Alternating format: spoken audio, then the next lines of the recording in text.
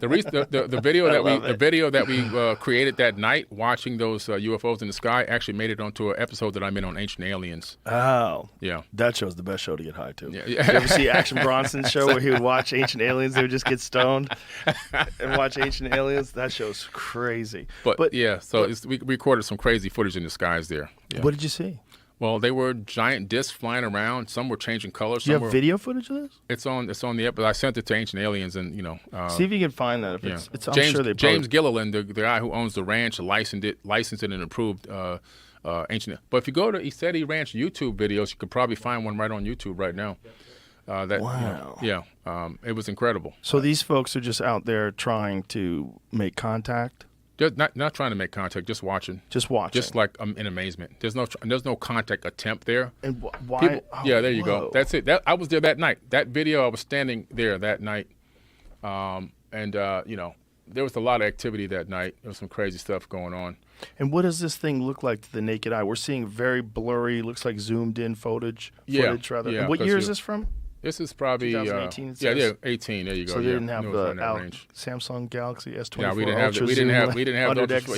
have that one back then.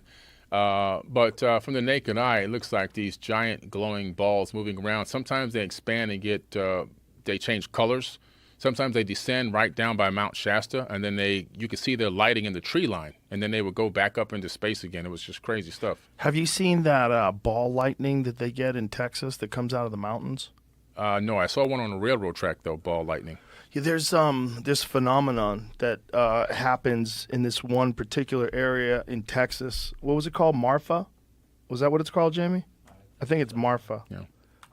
It's like this bizarre artist community town, and they have like frequent instances of what they call the Marfa lights. Wow. And it's ball lightning that flies around out there. Wow, that's You don't think that could be that? No, because sometimes they would keep going until they just went out into space. Oh. Yeah, and there were so many. Sometimes two would come and they would encircle each other, and then one would change direction and drop down by the mountain, and one would just take off in another direction. Some would go slow, then go and just go. How gone. frequent does this take place? I don't know. I was only there for those 7 nights. I say the first night we were there, that was when we saw like the 10 in the sky moving around and doing things. The second night, not too much. The third night was a little bit more, maybe 4 or 5.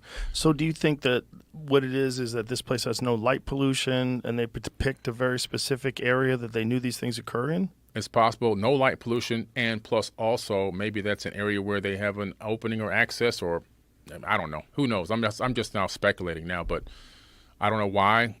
People came from all over the world to that location the week I was there to just camp out and look up at the sky.